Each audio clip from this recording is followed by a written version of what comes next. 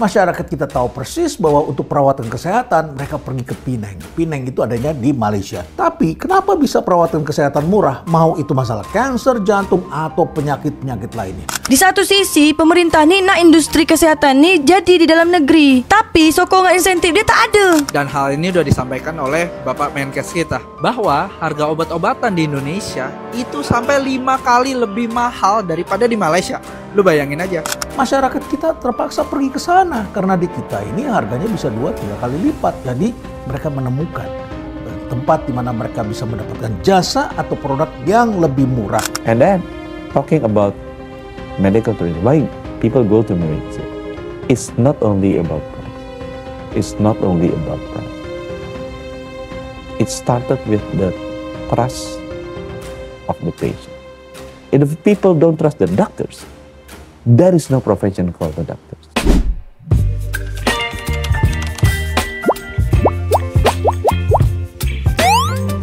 Selamat datang di channel Ria Oktorina, tempat di mana kita membahas isu-isu menarik dengan sudut pandang yang mendalam dan reflektif. Hari ini kita akan mengeksplorasi topik yang kerap menjadi perbincangan hangat, yaitu perbandingan harga barang dan jasa di negara kita dengan negara tetangga, khususnya Malaysia. Sebagai negara yang letaknya tidak jauh dari kita, Malaysia seringkali menjadi pilihan banyak masyarakat Indonesia untuk mendapatkan layanan atau produk dengan harga yang lebih terjangkau. Namun, apa yang sebenarnya terjadi? Mengapa di negara tetangga, harga-harga bisa lebih murah sementara di negara kita terasa semakin mahal? Mari kita telusuri lebih dalam dengan pendekatan yang bukan untuk membandingkan siapa yang benar atau salah, melainkan untuk pembelajaran bersama demi kebaikan negara kita. Sekarang kita tidak perlu pergi jauh-jauh. Masyarakat kita tahu persis bahwa untuk perawatan kesehatan mereka pergi ke Penang. Penang itu adanya di Malaysia. Tiket pesawatnya murah. Mereka bikin cara-cara supaya kita bisa pergi ke sana sambil rekreasi. Padahal itu bukan tempat wisata. Paling cuma ada makan di sana. Tapi kenapa bisa perawatan kesehatan murah? Mau itu masalah kanker, jantung, atau penyakit-penyakit lainnya.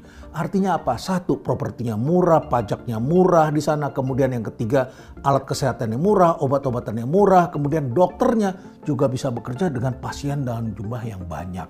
Nah, itu adalah kebijakan dan kemudian bagaimana semuanya lengkap di negara itu kok bisa murah.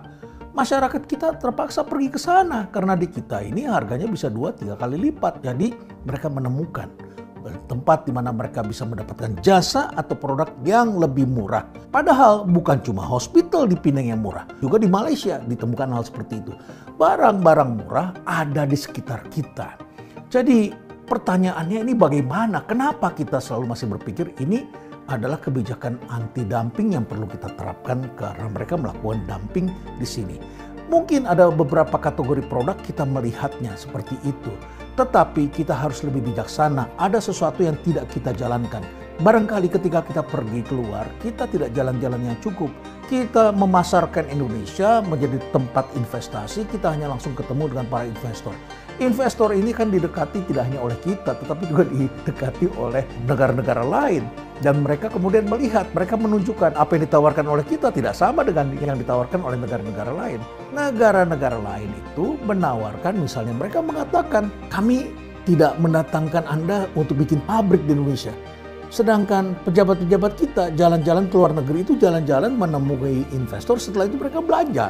Ini kan juga menjadi persoalan begitu. Kenapa harga obat dekat Indonesia lebih mahal 5 kali lipat daripada Malaysia? Jumlah penduduk laki-laki di Indonesia lebih banyak daripada perempuan di Indonesia. Kalau macam tu, bagus kita kolaborasi sama negara Rusia aja tak? Ngapa pula Mirul? Karena negara Rusia penduduk perempuannya lebih banyak daripada laki-laki. Tapi pemerintah bebaskan cukai alat kesehatan tu masuk ke Indonesia. Sedangkan alat kesehatannya ini dibuat dekat dalam negeri. Bahan baku alat kesehatan yang diimpor tu aja kena pajak 15% beda? Di tahun 2022, BPS mencatat ada 139 juta penduduk laki-laki di Indonesia. 139 juta? Kalau perempuan dia berapa pula je? Perempuan dia pula ada 136 juta jiwa. 139 juta penduduk perempuan yang ada dekat Indonesia, tak ada satu pun yang berjodoh sama aku. Di satu sisi, pemerintah ni nak industri kesehatan ni jadi di dalam negeri. Tapi sokongan insentif dia tak ada. Gara-gara kau bercakap macam itulah beda. Kita bertiga ni semua ni dituduh macam orang Malaysia. Makin terbuka aja alasan buat orang berobat di Malaysia. Mungkin alasan ini akan menjawab semua keheranan kalian yang merasa ngapain berobat sampai luar negeri. Di Indonesia aja udah bagus kok. Gue percaya di Indonesia Indonesia banyak dokter dan rumah sakit yang bagus, tapi ada satu hal yang nggak bagus sama sekali. Dan hal ini udah disampaikan oleh Bapak Menkes kita, bahwa harga obat-obatan di Indonesia itu sampai 5 kali lebih mahal daripada di Malaysia.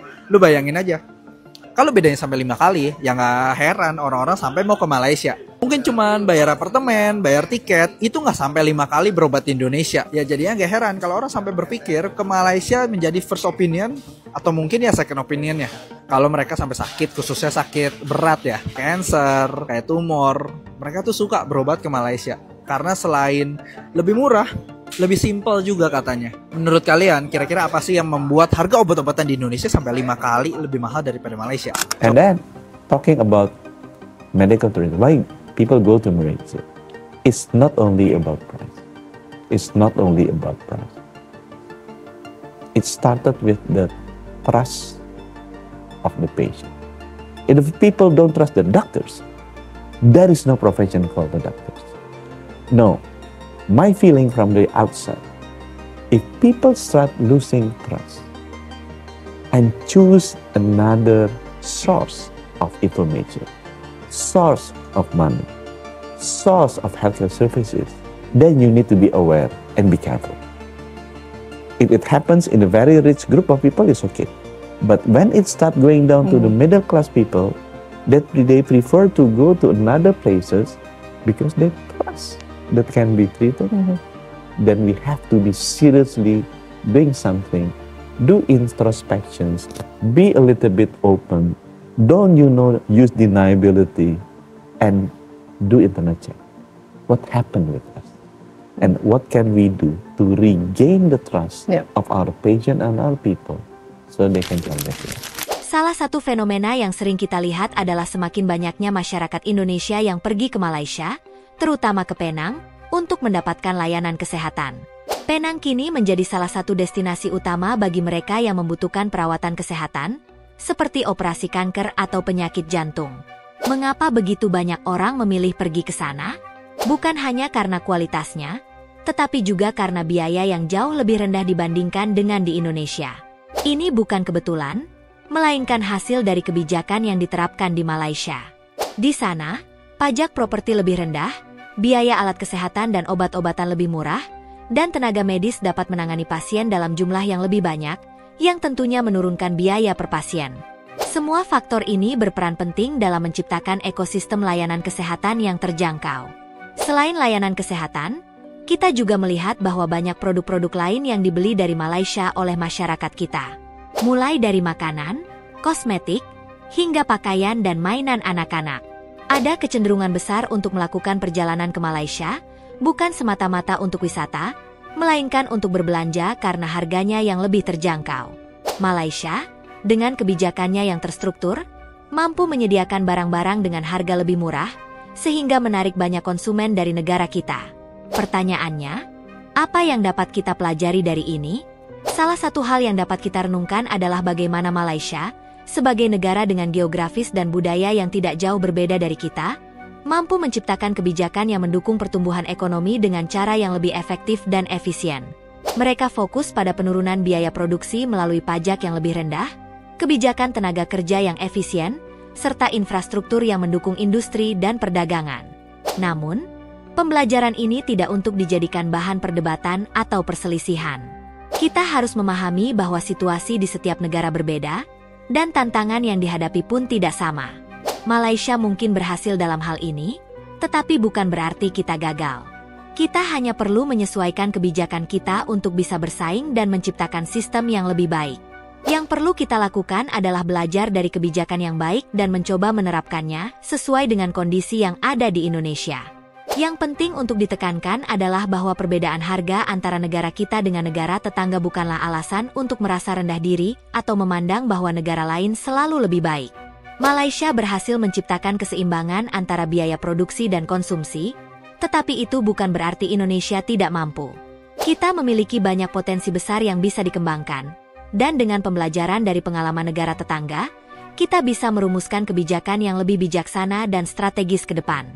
Selain itu, masyarakat juga berperan penting dalam menciptakan perubahan.